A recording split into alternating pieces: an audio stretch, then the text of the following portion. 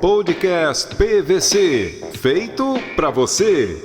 Gustavo César Paes, natural de Cândido Mota. São Paulo, Brasil. São Paulo, Brasil. Para quem não lembra, né, ele fez parte daquele grupo do 15 de novembro, lá de Campo Bom, na cidadezinha ao lado da minha, né? Eu sou natural de Novo Hamburgo. O 15 de novembro chocou a mídia, a imprensa brasileira, a torcida brasileira, e chegou até semifinal da Copa do 2004. Brasil de 2004 com o treinador que todo mundo lembra, Mano Menezes. Foi ali praticamente que o Brasil conheceu o Mano Menezes e o Canhoto estava lá junto com outros atletas que a gente vai ir lembrando ao longo aqui da nossa conversa. Exatamente. E eu quero, né, fazer a primeira pergunta. Quantas vezes já te perguntaram sobre esse 15 de novembro de 2004, hein, Canhoto? Fala pra gente. Seja muito bem-vindo. Obrigado. Um abraço para vocês aí. Cara, é uma situação... Ficou na história, né? Aquele 15 de novembro, né? Uma cidade pequena, como você mesmo disse. Mano Menezes ainda desconhecido, né? Alguns atletas, assim, que talvez tivesse um pouco de nome no estado ou outro estado, mas foi uma combinação que deu certo ali. E pena nós ter ficado na semifinal, mas perdemos o único jogo. Uma derrota. Foi esse da semifinal. Bom, eu quero fazer uma lembrança aí dessa campanha, né? Que a gente acabou de dizer que parou aí na semifinal, em 10 jogos, uma derrota só. E no estádio do Grêmio ainda, né? Que depois a gente fala sobre isso. O Sadi Schmidt, né? É o querido estádio lá de Campo Bom, onde tudo começou, né? O primeiro jogo foi lá, né? Dia 18 de fevereiro. Agora, inclusive, estava fazendo aniversário, né? De 18 anos aí dessa estreia, né? 18 contra a Portuguesa 18 Santista. E aí teve um empate na estreia. Tenta lembrar um pouco desse jogo aí, Canhoto. Como é que foi? Cara, para nós era tudo novo, né? A gente tinha um certo medo dessa estreia em casa, perante o nosso torcedor. Nós não tínhamos dimensão ainda de onde poderíamos chegar, né? Recebemos um adversário que tinha uma certa história, né? Mas foi bacana. Foi, assim, um jogo muito apreensivo para nós, né? Era a estreia. Mas, assim, felizmente, muito rápido o nosso time se acertou, assimilou a competição. Alguns jogadores experientes que já tinham disputado Copa do Brasil, mas eu acho que aquele caminho ali já estava escrito para nós, até a semifinal, pelo menos eu acredito que já estava escrito. Sim. É bizarro. Né? O Canhoto falou de alguns experientes, eu estou tentando lembrar aqui, ó, o Jairo Santos, por exemplo, né? Ele já tinha uma história ali, Criciúma, Grêmio, Joinville, próprio Caxias, né? O Jairo Santos era experiente, então ajudou muito ali na defesa, né? O próprio Luiz Oscar, eu acho que também né? Também é experiente. Luiz Oscar, sim. Campeão da Copa do Brasil 99, Dauri, né? Com Juventude. Isso. O Dauri dispensa comentários, né? O Dauri, goleador. O Perdiga, né? O Perdigão também, que depois, né, foi campeão do mundo. Aí depois tinha o Marcelo Moreto, né? Marcelo Moreto, Pitol. Marcelo Moreto, que depois de um tempo estava disputando a Champions. É ídolo hoje lá aí na sua terra. Estava aqui, jogou no Benfica também. E o Pitol também, um grande goleiro. Tinham dois grandes goleiros, né? Então ali também já vi que o time estava com um elenco bom mesmo. Não, se for analisar, não é tão surpresa assim, né? Na época foi surpresa. Patrício também já tinha uma certa bagagem. E eu tenho conversado... o elenco eu acho que era pequeno, né? Sim. Nossas viagens eram muito longas. Saía de 5 graus lá em Caxias, em Bento Gonçalves, para 34 no Rio de Janeiro. Era complicado isso aí. Mas, o Brasil, né? Gigante desse, né? Tem como, né? Muito. É muito difícil mesmo. Eu tenho conversado com o Edinho, volante, que depois, inclusive, depois não, antes, né, já tinha passado pelo Grêmio, e tô tentando marcar aí um podcast com ele também, e com o Maico, né, o Maico Gaúcho, que é lá é da terra, né, se eu não me engano, ele é de Passo Campo Bom. Fundo, Tchê. Ah, ele é Passo Fundo, olha aí, ó. Passo Fundo. O Maico também, a gente tá conversando aí, só que os horários dele tá bem difícil. Mas é legal a gente Entendi. relembrar nessa história, porque foi muito bacana. Nós temos um grupo ali, nós temos um grupo de WhatsApp, né? A gente sempre se fala ali. Não, olha aí, ó. Isso é legal.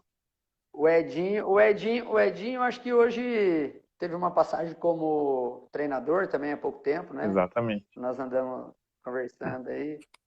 O Michael também teve no Mato Grosso, fez uma bela campanha lá no início desse Mato Grosso aí, mas sempre a gente se fala. Ah, que legal.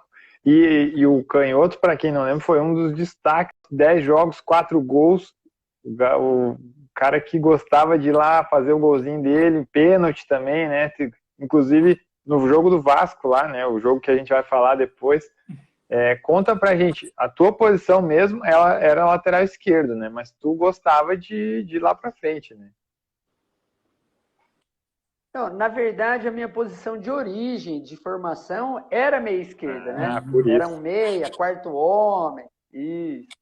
Aí o Mano Menezes, em algumas situações, modificava o time para um 5, às vezes 6 no meio ali, e às vezes eu fazia esse vai e vem ali. Mas com ele, eu joguei mais pela beirada de campo como um ala do que como...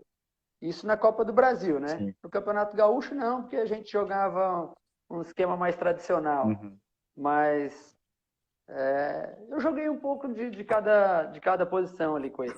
Dependia muito do resultado, né? O Mano tinha umas estratégias bem bacanas que eu me adaptava bem. Uhum. Eu gostava muito de fazer aquele vai e vem pela beirada de campo ali.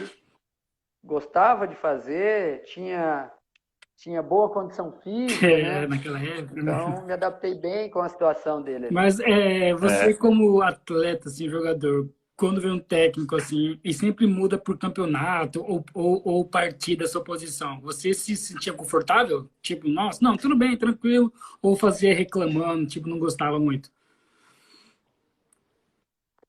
Não, eu fazia de boa, sendo ali naquele meu setor ali, eu fazia de boa. Eu queria jogar, né? Tá. Tem essa fome, né, de jogar, não importa onde for colocar, né? Quer jogar, quer mostrar trabalho, porque... né? Vai, continua a sua pergunta aí, sem querer interromper. Sim, tranquilo, pô, tranquilo, né? Porque eu ia comentar que aí no jogo da volta, lá em Santos, imagino, né? Agora eu acabei não confirmando aqui, mas em Santos. Você abriu o placar, né? Com 10 minutos. Então, o gol fora de casa ajudou muito ali naquele momento, né? Então, depois acabou 2-2 a partida. Sim. E acabou classificando aí para a segunda fase, né? Na verdade, assim, o gol veio para mim, né? Mas foi uma batida de falta em direção ao gol. E daí um desvio muito, muito pequeno, né? De alguém ali que nós não conseguimos identificar. E por eu ter batido a bola em direção ao gol, provavelmente foi isso que aconteceu. Essa informação eu não tinha. É complicado, né, mano, essas paradas. Também, né, mano, nessa época ainda, né, mano, é mais difícil, né? Hoje em dia, o árbitro na hora já sabe que sim. Mas deu uma... Já sabe. Mas assim, igual você falou, para nós que estávamos jogando fora de casa, a gente... Foi um gol que veio na hora certa, para dar uma certa estabilidade para nós dentro do campo, né? Nós já, no final do jogo, em casa, nós já sentimos bem dentro do campo, né? Sim. E aí lá, saindo na frente do resultado, então, nos deu uma certa tranquilidade. O que o Mano pedia, a gente se dedicava ao máximo para executar. E tanto é que a campanha foi sempre mesmo padrão, sempre seguindo o que ele pedia, por isso que nós tivemos assim resultados bacanas. E logo depois o Belmonte, com 17 minutos, já fez 2-0, e aí no segundo tempo ali, a Portuguesa Santista acabou empatando. Isso é uma pergunta difícil de fazer. Quando tá 2-0, dá aquela moleza um pouco assim, já tá 2-0, por isso que tomou empate? Vou ter que perguntar. Não, cara, assim, eu não senti nenhum jogo, mesmo os que a gente abriu o placar um pouco mais elástico, nós sentíamos isso. Eu acho que a gente tinha um time ali bem bacana, experiente até, para que isso não acontecesse. Né? Nós também, em conjunto, jogava com o Campeonato Gaúcho, e você sabe que o Campeonato Gaúcho não tem muito essa moleza. Então, assim, é que na verdade eles se jogaram para cima mesmo. Era tudo ou nada para eles, né? Então, assim, nós também com o resultado acabamos, né, deixamos de atacar um pouco, com medo de sofrer um gol, e aí o gol acaba vindo. Mas, assim, nós dentro da partida nós sentimos assim bem equilibrado, bem confortável. Só no final mesmo que foi essa correria aí louca aí, mas é devido ao time deles também, né? Lembrar, né, que no ano anterior eles foram até a semifinal do Campeonato Paulista, né, que o Yesh gosta sempre de lembrar que é o maior campeonato do Brasil. A Portuguesa Santista foi, né, semifinalista, e no ano seguinte estava aí classificado, né, para a Copa do Brasil, e já na estreia pegou 15 de novembro, e então, né, buscou o empate porque tinha time para isso, né. Eu fiz a pergunta mais para provocar mesmo, mas eu sabia da qualidade da Portuguesa Santista. Bom, eu já quero ir logo pro jogo que estourou, né, a mídia ficou enlouquecida. Hoje, até vou fazer uma brincadeira, hoje o Vasco já não é tudo aquilo. De fato. O Vasco hoje perdeu muito espaço, né? Tanto que brincam, né, que as pessoas não são mais vice, né? As pessoas são Vasco, né?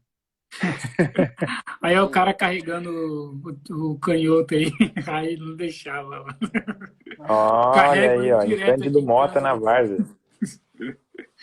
Mochila. É o Giovanni. Isso vai ter bastante. Isso vai ter bastante. Esse é fisioterapeuta. Pronto. Bom. Tá explicado mais ou menos. Giovanni Físio. Bom, aí teve de novo o primeiro jogo em Campo Bom, no Sadi Schmidt, né? Agora dia 17 de março aí vai fazer 18 anos desse dia. O Vasco sai ganhando, né? Daí como é que é para buscar, né? Porque tinha Marcelinho Carioca, tinha o Fábio, né, o grande goleiro que fez história no Cruzeiro aí, Valdir Bigode, o Beto, né, que alguns dizem que é Beto Cachaça, saudoso Alex Alves. Como é que foi buscar esse empate aí? Então, como eu te disse, né? Nós, ali no Sadi Schmidt, a gente tinha uma certa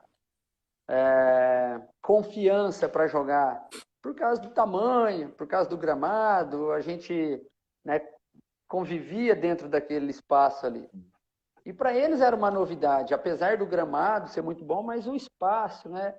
A gente sabe.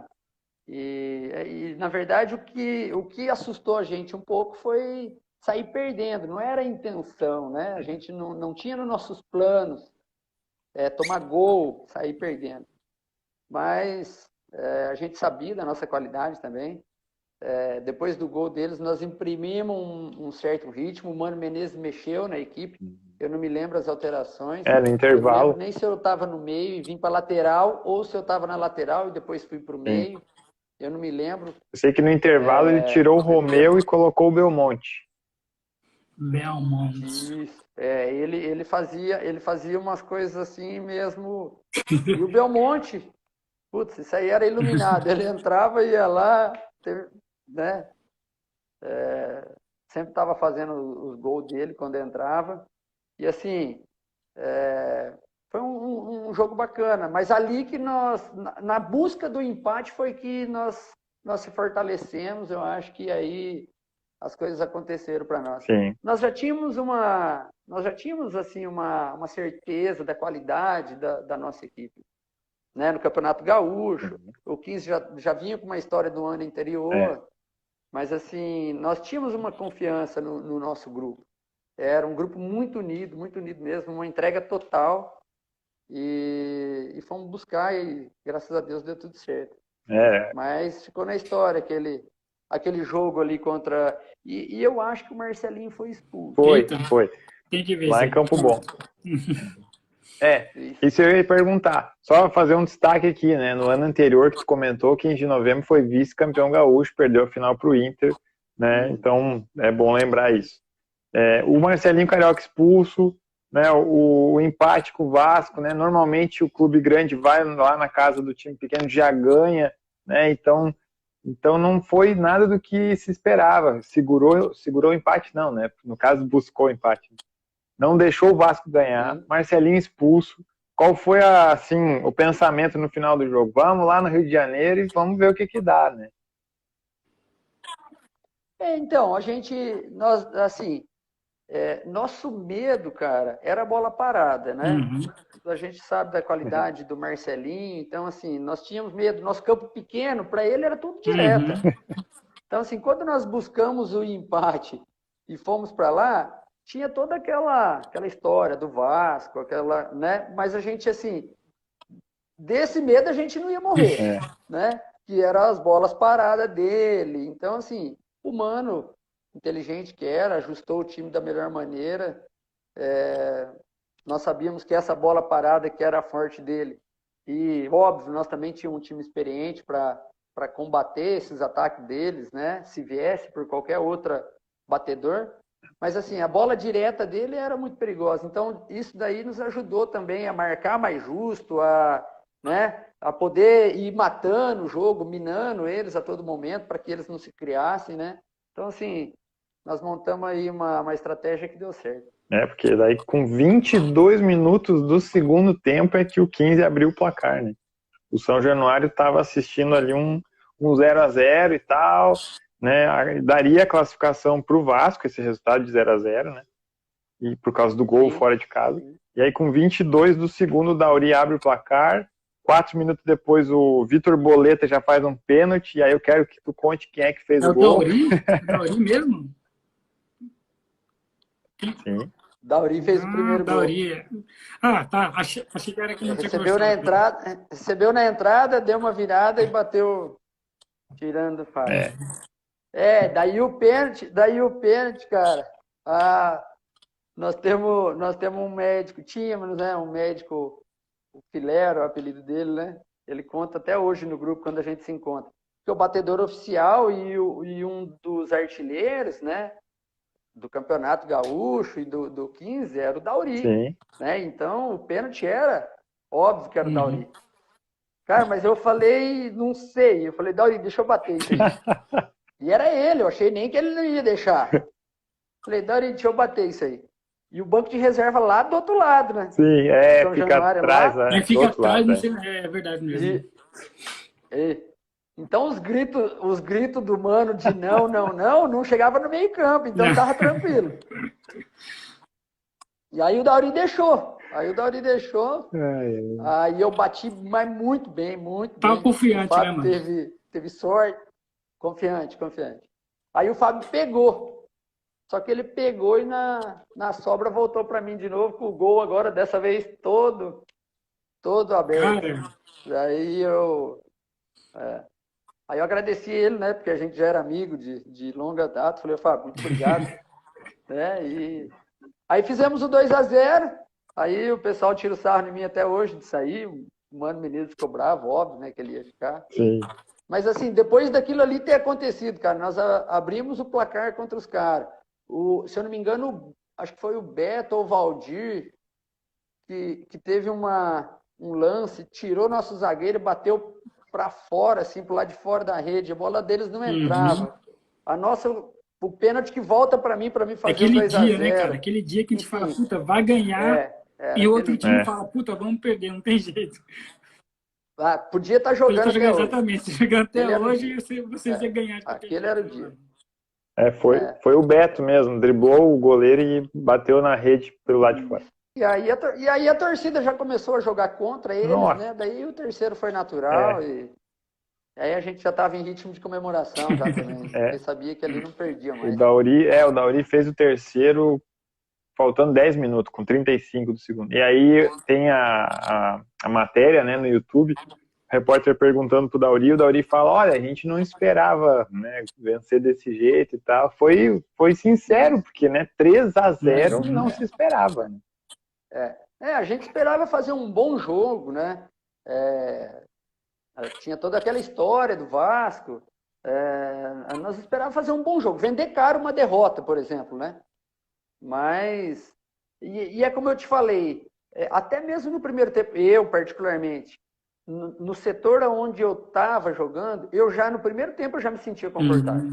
Sabe aquela coisa que o que você fazia era perigo de gol. O passe que virava, entende? A coisa estava tudo direcionado. A seu favor, então, tudo a seu favor. Isso. Cara, nós também jogamos bola, né? Jogamos bola, mas isso nunca acontece comigo, cara. Nunca tá a favor pra mim, mano, na bola, mano. Cara, é incrível. Nunca, mano. Eu vejo vocês falando essas coisas aí, cara, tá jogando e tal, tá tudo dando certo. Comigo isso nunca aconteceu, mano. Isso tudo deu sempre errado, mano, no futebol pra mim. É complicado, né, mano? Mas precisa isso daí também é um pouco de merecimento, né? Se o cara tá todo dia ali buscando, é uma coisa. Agora, se ele vai se aventurar de vez em quando, daí não vai sobrar. Isso é verdade. Joga uma vez por ano, né? Daí quer dar tudo certo. E quer que dá sorte. Pé de rato, né? Bom, aí eu quero te perguntar como é que foi a repercussão, assim. Chegou em Campo Bom, a mídia... os astros. Né? Os astros... Na verdade, assim, o ônibus buscava lá em Porto Alegre. Tá. E a gente, assim, como no final de semana, às vezes as viagens eram longas, então o ônibus, com os jogadores que ficavam, já se encontrava no aeroporto para ir direto, um exemplo, para São Gabriel. Isso. E aí o pessoal da Copa do Brasil, 2, 3, descansava. Tá. Depois, no meio de semana, na volta, nós já se encontrava no aeroporto de novo, 2, 3, descansava. Então, o encontro era ali. Mas dessa vez nós tivemos que voltar, né? Aí tivemos que voltar para dar aquela passada, né? Aí, era o pessoal batendo no ônibus, era todo mundo dando autógrafo, o povo querendo tirar foto, e, enfim, foi muito bacana. Foi histórico e para nós também foi bacana, né, cara? Alguns com umas histórias já no futebol, mas assim, você fazer história numa cidade pequena, num clube pequeno, que disputa só o estadual praticamente, né? Então, assim, é gostoso. É diferente de você fazer isso num clube que sempre está chegando, está acostumado, que a cidade isso que eu ia perguntar para você, né? Agora. Então, foi muito diferente, bacana. Porque imagina, cara, porque você... como você disse, um clube pequeno, né? Às vezes ou outro, né? Dá aquela brilhada, nossa, deve ser. Mas imagina aqueles caras que estão naqueles clubes que todo mês ganha de alguém, tá ligado? Já vira rotina, tá ligado? Parece que é mais especial, né, mano? Tipo, cara, eu fiz história pro meu time, tá ligado? Porque isso não acontece sempre, né, cara? Né? Quanto tempo depois, os clubes às vezes até acabam e não tem isso na história de novo, né? Então é por isso que por isso que tem um sabor especial. Cara, eu vejo o meu Cuiabá hoje em dia arregaçando lá no Brasil, meu Cuiabazão, cara. Eu sou Cuiabá, rapaz. Sou São Paulo primeiro, depois sou Cuiabá, mano. Meu Cuiabá é fera, mano. Nunca achei que ele ia chegar onde chegou. Mas tá melhor que o Grêmio hoje, pelo menos. Isso que importa. O Maico teve a passagem dele lá. Quem? O Maico. Maico Gaúcho, Maico. Que jogou nesse 15 de novembro aí. Que nós vamos falar com ele. Eu vou conseguir uma entrevista com ele. Então, olha só. A gente falou esses tempos aí com o Ademar, do São Caetano. Aqui no podcast. Foi muito engraçado. O cara é uma resenha. E aí, o São Caetano também fez mais ou menos isso. Em 2000 ali, 2001, 2002, né? Chocou o Brasil e tal, mas também, coincidentemente, não foi campeão, né? E aí a gente sempre lembra, né, que São Caetano viveu, como a gente costuma falar, aqueles 15 minutos de fama ali. O Ademar conseguiu aproveitar, foi para a Alemanha, né, fez o pé de meia. E para vocês ali, claro que a gente ainda não chegou à semifinal, a gente só está falando do jogo do Vasco ali. Mas já vamos tentar falar um pouco sobre isso. Os 15 minutos de fama mudou mesmo a vida de alguém ali dentro do grupo? Ou depois esquece tudo, tem que começar do zero, provar seu valor de novo? Próximo ano, aquela coisa toda. Na verdade, assim, depois daquela eliminação do Vasco, começou, né? Com certeza, umas especulações, alguns empresários começaram a acompanhar mais de perto, né? O que será que tem nesse clube? Chamava você de algumas zebra? Especulações, algumas conversas. Chamava você de zebra, direto ou não? De zebra não, eles falavam esses amarelinhos do correio aí, porque nossa roupa era tudo amarela, né, cara? Perdia pro povo do correio, não sei o quê. Mas depois do Vasco aí mudou a história. Aí não era mais do correio, aí era o clube de verdade. Mas, ó, eu que agradeço mesmo pela lembrança, tá? Eu queria deixar registrado aqui, assim, um beijo para minhas duas filhas, a Manuela e a Rafaela, que quando eu falei que ia fazer, elas estudam à tarde, cara, e elas não pode estar assistindo. Não puderam, com certeza elas iam ver. Então, quero deixar um beijão para elas, os amores da minha vida, tá? Ó, vocês dois, Deus abençoe sempre o programa de vocês aí, conta com a gente sempre que precisar, sucesso, sempre, e espero que a gente se encontre aí. Comer um pastel de nata, pá. Em breve. Valeu, obrigado. Então. Valeu, um forte abraço a todos, até a próxima. Abraço. Obrigado, valeu. PVC.